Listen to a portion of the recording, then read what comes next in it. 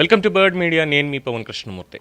మొన్నటి వరకు కూడా బయటకు వచ్చినటువంటి కొన్ని వీడియో క్లిప్స్ వాటి మీద దుమారం రేగుతూ ఉంటే సరే దాని మీద ప్రశ్న రావణ్ ఎవరైతే బచ్చలకూరి జోసెఫ్ ఉన్నాడో అతని భార్య అనూష గారు బయటకు వచ్చి అసలు ఎలాగండి ఆ వీడియోలు అలాంటి వ్యక్తి కాదు అని చెప్పని అన్నాడు. సరే దాని మీద బెనిఫిట్ ఆఫ్ డౌట్ అనేది మనం మెయింటైన్ చేస్తున్నాం. సరే దాంట్లో ఎంత వాస్తవాలు ఉన్నాయనేది తర్వాత బయటికి తేలుతుంది. పోలీసులు ఇన్వెస్టిగేషన్ చేస్తున్నారు దాని మీద. ఈ రావణ్ లీలలు అనేటువంటి దాంట్లో ఒకటి కాదండి, ఇక్కడ 4-5 ఆస్పెక్ట్లు దీంట్లో మనం డిస్కస్ చేసుకోవాలి. ముఖ్యంగా ముందుగా ఈ న్యాయవాదులకు సంబంధించి, అంటే రావణ్ తరఫు ఎవరైతే వాదిస్తున్నారో న్యాయవాదులు, వాళ్ళ ప్రజ్ఞ మీద ప్రస్తుతానికి అనుమానాలు కలుగుతున్నాయి. ఎందుకు అనంటే హెబియస్ కార్పస్ పిటిషన్ అనేది దాఖలు చేశారు. నెల్లూరు జైల్లో రిమాండ్లో ఉన్నటువంటి బచ్చలకూరి జోసెఫ్ అలియాస్ రావణ్కి సంబంధించి హెబియస్ కార్పస్ పిటిషన్ దాఖలు చేశారు. ఆగట్లేదు బేసిక్గా దీన్ని విన్న దగ్గర నుంచి కూడా. ఏమంటున్నారో తెలుసా, న్యాయవాదులు సాటి న్యాయవాదులే దీనికి సంబంధించి లాయర్ల పరువు తీకండయా స్వామి అని చెప్పి వాళ్ళకి చురకలు అంటిస్తున్నారు. బేసిక్గా హెబియస్ కార్పస్ పిటిషన్ అనేటువంటిది ఎప్పుడు వేస్తారు, అసలు ఏంటనేది కనీసం తెలుసా, కనీసం తెలిసే మీరు ఇదంతా చేస్తున్నారా అని కూడా వాళ్ళు ప్రశ్నించడం జరుగుతోంది.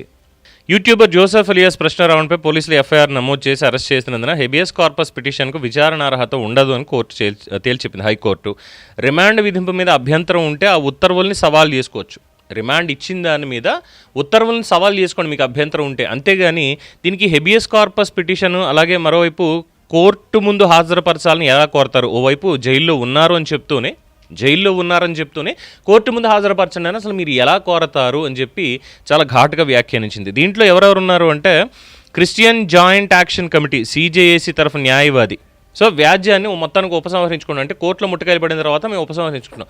అంటే ఇక్కడ తను క్రిస్టియన్ అని చెప్పి యాక్సెప్ట్ చేసేసారా? ఎందుకంటే నేను నాస్తికుడిని, నాకు ఎటువంటిది లేదు అని మాట్లాడతాడు. పేరు రావణ్ అని మార్చుకున్నాడు, పేరెంటల్ మిస్టేక్ అని, దానికి సంబంధించిన గెజెట్ కూడా ఉంది. సన్ ఆఫ్ CH డేనియల్ అంటే చిన్న డేనియల్ అనేది వాళ్ళ నాన్నగారి పేరు. బచ్చలకూరి జోసెఫ్ సన్ ఆఫ్ చిన్న డేనియల్. మా పేరెంటల్ మిస్టేక్ వల్ల, మా తల్లిదండ్రులు చేసినటువంటి మిస్టేక్ వల్ల నేను పేరు మార్చుకుంటున్నాను, నా పేరు ఇక్కడ నుంచి బచ్చలకూరి జోసెఫ్ అంటే కలెక్టర్ గారు కూడా దాన్ని అగ్రీ చేసి స్టాంప్ వేసి ఇచ్చారు. So he's not at all a Christian or he belongs to some other caste whatever, అదేమీ లేదు. నేను ఏథిస్ట్ని, నాస్తికుడిని అన్నాడు. మరి నాస్తికుడు అన్నప్పుడు, నాస్తికత్వంతో ఉన్నప్పుడు ఇక్కడ క్రిస్టియన్ చేసి వాళ్ళకి ఎలాగా, వాళ్ళకెందుకు దీంట్లో ఇంత ఇంట్రెస్ట్ వచ్చింది అనేది ఒక పాయింట్. సరే అది కూడా పక్కన పెడదాం. దీనికి సంబంధించి జస్టిస్ రవీంద్రనాథ్ తిల్హరి, జస్టిస్ చింతలపూడి పురుషోత్తం గారు వీళ్ళు ధర్మాసనం ఇదంతా చెప్పింది హెబియస్ కార్పస్ అనేది దీంట్లో రాదు అని. దీనికి న్యాయవాదులు ఏమంటున్నారు అంటే హెబియస్ కార్పస్ అనేది పోలీసులు అరెస్ట్ చేసి కూడా మేము అరెస్ట్ చెయ్యలేదు అని చెప్పినప్పుడు, అంటే ఈ సాయికృష్ణ వ్యవహారంలో హెబియస్ కార్పస్ పిటిషన్, అలాగే 2019-24 మధ్యకాలంలో ఉమ్మడి తూర్పుగోదావరికి చెందిన వాళ్ళు, అది కూడా అమలాపురం పక్కన ఉన్నటువంటి 2 మహిళలు వాళ్ళ భర్తల్ని పోలీసులు అరెస్ట్ చేసి తీసుకెళ్లారు, కనిపించట్లేదు అని చెప్పి హెబియస్ కార్పస్ పిటిషన్లు దాఖలు చేస్తే దానికి అప్పటి జస్టిస్ రాకేష్ కుమార్ గారు మనందరికి గుర్తే ఉన్నారు. జస్టిస్ రాకేష్ కుమార్ గారు నేను ఈ హెబియస్ కార్పస్ పిటిషన్ని విచారించిన తర్వాతే నేను రిటైర్ అవుతాను, లేదంటే ఇది నా కెరీర్లో ఒక మచ్చగా మిగిలిపోతుంది అన్నటువంటి వ్యాఖ్య చేశారు. అడ్డుపడింది ఎవరో తెలుసా అన్నాడు, వైఎస్ఆర్సీపీకి చెందినటువంటి వాళ్ళే అడ్డుపడ్డారు. అంటే ప్రభుత్వం తరఫునున్నటువంటి వాళ్ళే లాయర్లు అడ్డుపడి మీరు అసలు దీన్ని విచారించడానికి మీకు కుదరదు, మీరు చేయడానికి వీల్లేదు అంటూ బెదిరించారు ఆయన్ని. సో అలాంటి కేసులు హెబియస్ కార్పస్ అంటే పోలీసులు తీసుకెళ్లారు, కానీ ఎక్కడికి తీసుకెళ్లారు అనేది మనకు తెలియదు. వాళ్ళని అడిగితే మేమేం తీసుకెళ్లలేదని చెప్తున్నటువంటి సమయంలో అప్పుడు హెబియస్ కార్పస్ పిటిషన్ అనేది దాఖలు చేస్తాం. మరి ఎన్నికగన్నటువంటి న్యాయవాదులు వీళ్ళకి ఈ హెబియస్ కార్పస్ పిటిషన్ అనేది ఎలా వర్తిస్తుందని అనుకున్నారో, మరి వీళ్ళు ఎక్కడ లా చేశారో, ఎక్కడ ప్రాక్టీస్ చేస్తున్నారో, అసలు ఎవరు వీళ్ళకి న్యాయ సూత్రాలు నేర్పించారో, పాపం వాళ్ళ పరువుకి నష్టం ఈరోజు. అదే అంటున్నారు. రిమాండ్ విచారణలో, సరే ఈ రిమాండ్ విచారణ అనేది పక్కన పెడితే ఏం వేయాలి ఇక్కడ, మేము అరెస్ట్ చేయలేదని చెప్పినప్పుడు వేయాలి. రిమాండ్లో జోసెఫ్ని ఇబ్బంది పెడుతున్నారని హెబియస్ కార్పస్ పిటిషన్ అసలు ఎలా వేస్తారంటూ ప్రశ్నిస్తున్నారు. ఇది రావణలీలలో వన్ ఆఫ్ ది ఆస్పెక్ట్.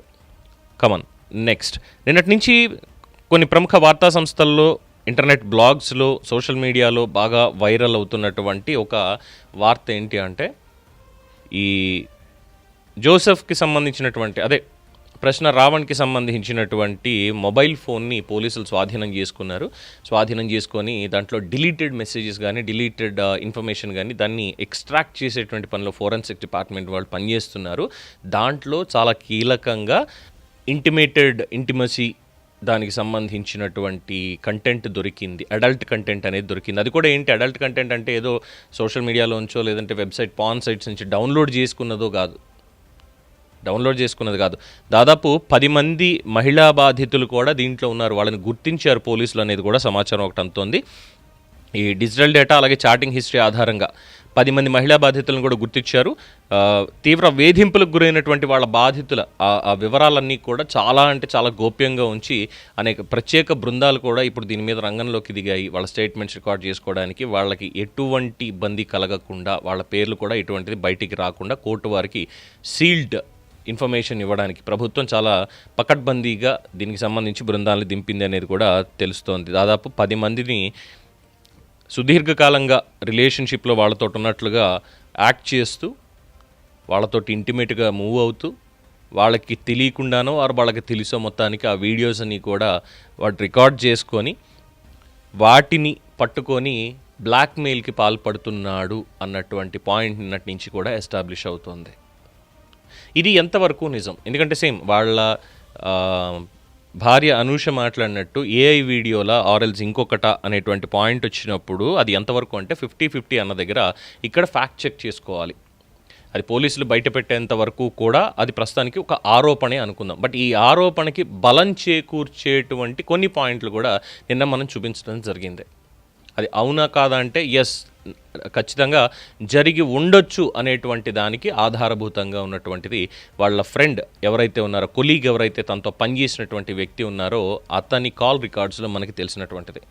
ఎక్కడెక్కడ పనిచేశాడు, పనిచేసిన చోట ఎవరెవరిని హెరాస్ చేశాడు, దాని తర్వాత ఎక్కడి నుంచి అతన్ని బయటికి గెంటేశారు, ఆ తర్వాత సమ్వేర్ ఒక ప్రదేశానికి చెందినటువంటి వాళ్ళ కజిన్ ఏ విధంగా హెరాస్మెంట్కి గురయ్యింది తన చేతిలో అనేటువంటి విషయాలు ఇవన్నీ కూడా తను చాలా స్పష్టంగా దాంట్లో మెన్షన్ చేయడం జరిగింది. దానికి కావాలంటే ఆధారాలు కూడా ఇస్తాము, మీరు వెళ్ళి ఇన్వెస్టిగేట్ చేస్తాను అంటే అక్కడ ఎవరైతే పనిచేస్తున్నారో వాళ్ళ అఫీషియల్ రికార్డ్స్ కూడా నేను మీకు ఇవ్వడం జరుగుతుందని కూడా చెప్పాడు. అంటేనే అక్కడ చాలా బలంగా ఉన్నటువంటిది అర్థమవుతోంది.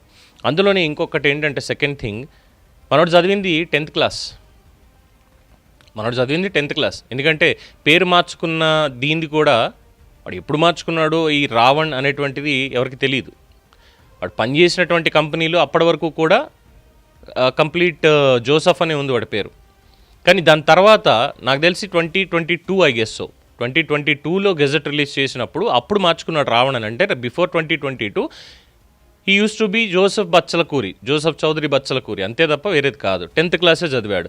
10th క్లాస్ చదివి మెడికల్ ఫీల్డ్లో ఈ బ్యాక్ ఎండ్ దీంట్లో పని చేసుకుంటూ వెళ్ళాడు. అక్కడి నుంచి ఏదో పెద్ద ఇదైపోయింది అని చెప్పని చేసుకున్నాడు. ఏమనంటే ఒక వీడియోలో చెప్తాడు, రే నేను ఎక్కడ పని చేశానో తెలుసా, I use to be an operations manager in Dell and Deloitte companies. Dell and డెలాయిట్లో ఆపరేషన్స్ మేనేజర్ట. అసలు డెల్ అండ్ డెలాయిట్లో ఆపరేషన్స్ మేనేజర్ స్థాయికి వెళ్ళాలంటే ఎక్కడి నుంచి పని చేయాలి అనేది మనోడికి హైరార్కీ కూడా తెలియదు రెండిట్లో. ఇది ఇంకొక రావణలీలలో 2 పార్ట్స్. ఒకటేమో ఈ వీడియోస్కి సంబంధించింది, రెండోది వీడి ఫేక్ సర్టిఫికెట్స్ ఫేక్ ఎక్స్పీరియన్స్ ఇవన్నీ పెట్టుకొని వచ్చినటువంటిది. ఆ తర్వాత దీంట్లోకి దిగాడు తప్ప ఇంకొకటి కానే కాదు. ఇది ఒకటి. ఇందులో ఇంకా కొన్ని బయటకు వచ్చినటువంటి వివరాలు విశేషాలు ఏంటంటే, మాట్లాడితే నా అభిమాన నటుడు ఆంధ్రప్రదేశ్ డిప్యూటీ సీఎం జనసేన అధినేత కొణిదెల పవన్ కళ్యాణ్ అనే మాట వీడి నోటి నుంచి వస్తుంది. ప్రతి దాంట్లో కూడా నా అభిమాన నటుడు అని మాట్లాడతాడు. కానీ 29 డిసెంబర్ 2020న వీడు చేసినటువంటి ఒక పోస్టు, వాళ్ళ ఆవిడ రీపోస్ట్ చేసినటువంటి పోస్ట్ ఏంటో తెలుసా? ఒకసారి స్క్రీన్ మీద చూడండి. చూసారుగా, ప్రశ్న అకౌంట్ నుంచి వీడు, రే ఎవడరా ఇది ఎడిట్ చేసింది, ఒక్క నిమిషం నిజం అనుకున్నా కదరా దుర్మార్గుల్లారా అంటూ పోస్టు. పవన్ కళ్యాణ్ గారి ఫోటోని మార్ఫ్ చేసినటువంటిది, పక్కన శ్రీరెడ్డి అనేటువంటి నటిని పెట్టి చేసినటువంటి ఫోటో. దాన్ని షేర్ చేసింది ఎవరో తెలుసా? వాళ్ళ భార్యామణి, ఎవరు, వత్సలకూరి జోసెఫ్ భార్యామణి అనూష గారు. అదే మొన్న వీడియో పెట్టి మరి చాలా బాధపడ్డారు చూసారా, ఆవిడ దాన్ని షేర్ చేశారు. అంటే వీళ్ళకి పవన్ కళ్యాణ్ మీద ఫస్ట్ నుంచి కూడా కాస్త యావిగేషన్ అనేది చాలా గట్టిగా ఉంది. ఆ యాంగర్ కానీ వాట్ ఎవర్ ది కాల్, వాళ్ళకి పవన్ కళ్యాణ్ అంటేనే ఒక టార్గెట్. పేరుకి మాత్రమే నేను పవన్ కళ్యాణ్ అభిమానిని 1-2 వీడియోల్లో మాట్లాడాడు.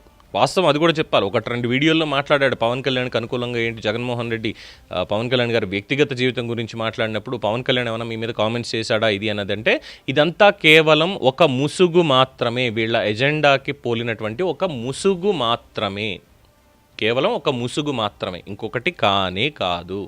సో ఎవరున్నారనేది స్పష్టంగా అర్థమైపోతుంది కదా. అప్పటి నుంచి ఇప్పటి వరకు కూడా పవన్ కళ్యాణ్కి ప్రధానంగా ఉన్నటువంటి అపోజిషన్ ఎవరు, అపోనెంట్స్ ఎవరు టార్గెట్ చేశారు? వైఎస్ఆర్సీపీ. మరి ఈరోజు వైఎస్ఆర్సీపీ వాళ్ళు ఏం చేస్తున్నారు? 2026 వచ్చేసరికి, ఈరోజు వాడి మీద ఉపాధి చట్టం పడేసరికి, వాడి ఫోన్ అంతా కూడా స్క్రూటినీ చేస్తూ ఉండేసరికి వాళ్ళు ఏం చేస్తున్నారు ఈరోజు అంటే, మాకు సంబంధం లేదంటే మాకు సంబంధం లేదని కొడాలి నాని, పెద్దిరెడ్డి రామచంద్రారెడ్డి, కాకాని గోవర్ధన్ రెడ్డి, పేర్ని నాని, ఇంకా చాలామంది ప్రతి ఒక్కళ్ళు కూడా వచ్చేసి మాకు సంబంధం లేదంటే మాకు సంబంధం లేదు, కనీసం లీగల్ సపోర్ట్ కూడా లేదు వైఎస్ఆర్సీపీ నుంచి, మాకు సంబంధం లేదని చెప్పేస్తున్నారు. సో రావణ లీలల్లో ఎంతవరకు నిజం అంటే చాలా వరకు నిజాలే ఉన్నాయి. కొన్నింటికి మాత్రం కాస్త టైం పడుతుంది మనం నమ్మడానికి, వాటిని కన్ఫర్మ్ చేసుకోవడానికి. అంటే కేవలం ఏదో ఒక మనిషిలా మాట్లాడుతున్నాడు కాబట్టి అతను అంతే, అతని స్వభావం అంతే అనుకోవడం అనేది మానవ తప్పిదం అవుతుంది ఖచ్చితంగా. సో ఫ్యాక్ట్స్ తోటే వాటిని నిర్ధారించుకోవాలి తప్ప ఇంకొకటి కానే కాదు.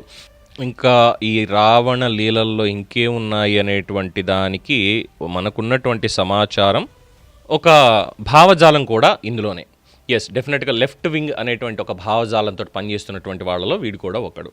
తులసి చంద్ లాంటి వాళ్ళు కూడా నిన్న చాలా పెట్టుకున్నారు. అందులో ఏంటి, రాముడిని పట్టించుకోండి, రావణుని వదిలేయండి ఇంకా, ఆ టైప్లో నిన్న వీడియో చేసి పెట్టింది కదా. అది కూడా కావాలని చెప్పి తీసుకొచ్చినటువంటిది. వీళ్ళకు ఉన్నటువంటి ఒక భావజాలంతో హిందుత్వం, సనాతన ధర్మం అంటే వీళ్ళకి పడదు. దాని మీద ఎవరైనా మాట్లాడుతున్నారు అంటే పక్కకు వచ్చేస్తారు వెంటనే, ఎలాగన్నా వాళ్ళని ఎగెయిన్స్ చేయాలనేటువంటి పాయింట్ తోటి వాళ్ళు వచ్చేస్తారు. వీళ్ళకేంటంటే కమ్యూనిజం అనేటువంటిది ఒక భావజాలం. అందులో ఎక్స్ట్రీమిస్ట్ అవనివ్వండి, లేదంటే మావోయిస్ట్ అవనివ్వండి, లేదా ఇంకొకటి అవనివ్వండి, ఒక కైండ్ ఆఫ్ భావజాలం ఉంది. అది కూడా ఎక్కడి నుంచి ఎరువు తెచ్చుకున్నారు? ఈ కమ్యూనిజాన్ని చైనా నుంచే. ఆ భావజాలం చైనాలోనే వాళ్ళు వదిలేశారు. వాళ్ళ పని చేసుకుంటారు, వాళ్ళ దేశానికి మాత్రమే సరిపడేలా వాళ్ళు చూసుకుంటారు. పక్క దేశాల్లో కమ్యూనిజం ఎలా ఉందనేది వాళ్ళు ఆలోచించరు. కానీ మన వాళ్ళు మాత్రం ఏంటంటే ప్రపంచంలో ఎక్కడ కమ్యూనిజం, అది రష్యా కానివ్వండి, చైనా కానివ్వండి, జర్మనీ కానివ్వండి, ఇంకో చోట కానివ్వండి, అక్కడ ఈ కమ్యూనిజానికి ఏమైనా అయిపోతుందంటే ఇక్కడ మన గొంతులు లేచిపోతాయి. అది ఒకటి. భారతదేశంలో ముందు మన దేశం గురించి ఆడమంటారా అంటే లేదు, పక్క దేశం ఆలోచనలతోటి ముందు మన దేశాన్ని తిట్టాలి మనం. ఆ రకమైనటువంటి భావజాలం చాలా ఎక్కువగా ఉంది. ఇన్ఫ్యాక్ట్ ఇందులో వీళ్ళలో కూడా. ఇది ఇంకొక రావణ లీల. కొన్ని వీడియోలు ఉన్నాయి కానీ అవి చూపించలేము, వాటిని ఇంకా స్క్రూటినీ చేయాల్సినటువంటి ఆవశ్యకత ఎంతైనా ఉంది. ఇంకొక డౌట్ వస్తుందండి ఇన్ జనరల్గా. ఇప్పుడు అంటే దీని మీద నాకు అంత ఐడియా లేదు, ఏమన్నా క్లారిటీ ఇవ్వాలి. అలాగే మిగతా వాళ్ళు కూడా మీకేమైనా ఈ డౌట్ వచ్చింది అనేది కూడా చెప్పాలి. ఇన్ జనరల్గా ఒకరిని అరెస్ట్ చేశారు, సరే ఇప్పుడు రావణ్ని అరెస్ట్ చేశారు. అరెస్ట్ చేసిన తర్వాత అక్కడ ఉన్నటువంటిది ఏంటి, ఈవెన్ గమన అనేటువంటి అమ్మాయి ప్రశ్నలు, అదే పెద్ద పంచి ఇచ్చింది కదండి. ప్రశ్నించేవాడు పులైతే క్వశ్చన్ చేసేవాడు వేటగాడు, వాడే రావణని. సో తను చెప్పిన దాని ప్రకారం వాళ్ళకి ఎవరూ లేరు, కేవలం రావణ్, తన వైఫ్, వాళ్ళు తప్ప, వాళ్ళ పాప తప్ప, వాళ్ళ ముగ్గురే, ఇంకెవరూ లేరు అని చెప్పి తనంటుంది. అండ్ వాళ్ళ ఫ్రెండ్ కొలీగ్ ఎవరైతే ఆడియో కాల్లో మాట్లాడారో ఆ మాట్లాడినటువంటి దాంట్లో కూడా చెప్పింది, వీడు లవ్ మ్యారేజ్ చేసుకున్నాడో ఏదో అయింది, లేపుకొచ్చాడు అనేది, విజయవాడ నుంచి వచ్చేసాడు తీసుకొని, వాళ్ళిద్దరే ఉంటారు, ఇంకెవరో ఉండరు అసలు అని చెప్పని. వీళ్ళ పేరెంట్స్ ఏమయ్యారు? కుటుంబ సంబంధాలు ఇవేమీ లేవా? అంటే వాళ్ళు ఎవరు అసలు కనీసం బయటకు వచ్చి రావణ్ని అరెస్ట్ చేశారని, రావణ్కి ఇలా అయిందని వాళ్ళు ఎవరు మాట్లాడాలి. ఎందుకంటే గాది సాయికృష్ణ కేసుకి దీనికి ఒక చిన్నపాటి కంపారిజన్ తీసుకుంటే, ఎక్కడ మా అబ్బాయిని పాపం విజయలక్ష్మి గారు, సరే తర్వాత వ్యాఖ్యలు ఇవన్నీ వేరు, ఎక్కడ మా అబ్బాయి ఇది అని చెప్పి ఆవిడ వెంటనే బయటకు వచ్చారు. ఈవెన్ దో 22 కేసులు, సరే ఒకటి కొట్టేస్తే 21 కేసులు తన మీద ఉన్న, అందులో మర్డర్ కేసుతో సైతం, గంజాయి కేసులతో సైతం ఉన్న ఒక తల్లిగా ఆవిడ బయటకు వచ్చి ఎక్కడ నా కొడుకు నాకు చూపించండి అంటూ కూడా అడగడం జరిగింది. మరి ఇక్కడికి వచ్చేసరికి ఎందుకు కనీసం తల్లిదండ్రుల దగ్గర నుంచి ఒక రెస్పాన్స్ అనేది, అంటే ఇన్ జనరల్ ఉంటుంది కదా, ఏదైనా మా వాడు అలాంటి వాడు కాదు అనో, మా వాడిని కావాలని ఇరికిస్తున్నారని ఏదో ఒక మాట ఎస్టాబ్లిష్ చేయడానికి వాళ్ళ తల్లిదండ్రులు బయటకు వస్తారు కదా, వాళ్ళ పేరెంట్స్, అలాగే వాళ్ళ ఫ్యామిలీ మెంబర్స్ బయటకు వస్తారు కదా. బట్ ఇక్కడేంటి, కేవలం ఒక భావజాలాన్ని కట్టుబడినటువంటి వాళ్ళు తప్ప, కనీసం కుటుంబ సభ్యులు ఎక్సెప్ట్ వాళ్ళ వైఫ్ అండ్ తన ఫ్రెండ్, తన కొలీగ్, ప్రశ్నలో కొలీగ్ తప్ప మిగతా వాళ్ళు ఎవరు బయటకు కూడా రావట్లేదు ఏంటి? ఈ అనుమానం ఎందుకు వచ్చింది? సో అంటే there is something else behind, అంతే కదా. చూద్దాం. అశ్లీల వీడియోలు, వీటన్నిటికీ సంబంధించినటువంటి పాయింట్లో అయితే ఫోరెన్సిక్ ఇన్వెస్టిగేషన్ అనేది కొనసాగుతోంది. అందులో చాలా వరకు బయటకు వచ్చాయి. టీమ్స్ కూడా ప్రత్యేక యంత్రాంగంతో రంగంలోకి దిగి ఆ బాధితుల పక్షాన ఉండడానికి వచ్చారు. అండ్ వీటికి సంబంధించి బ్లాక్మెయిలింగ్ కూడా పాల్పడ్డాడు అనేటువంటి ఆరోపణ కూడా చేస్తున్నారు. ప్రాథమిక విచారణలోనే చాలా బలమైన ఎవిడెన్స్లు దొరికాయి అని అంటున్నారు. అంటిల్ అన్లెస్ అవన్నీ పోలీసుల దగ్గర నుంచి అఫీషియల్ స్టేట్మెంట్ వచ్చేంత వరకు కూడా we have to keep silent on that. అవి ప్రస్తుతానికి ఆరోపణల కింద పరిగణిద్దాం. డెఫినెట్గా అందులో ఉన్నటువంటి వాస్తవాలు ఇవన్నీ వచ్చిన తర్వాత అప్పుడు సపోర్ట్ చేసే వాళ్ళందరికీ కూడా చాలా గట్టిగా ఉంటుంది. రైట్, ఇది ఈ రావణ లీలకి సంబంధించిన దాంట్లో fact check. For more updates keep watching the Bird media. ఈ వీడియో మీకు నచ్చినట్లయితే లైక్ చేయండి, షేర్ చేయండి, సబ్స్క్రైబ్ చేయండి. మరిన్ని అప్డేట్ల కోసం మా వాట్సాప్ ఛానల్ను ఫాలో చేయండి.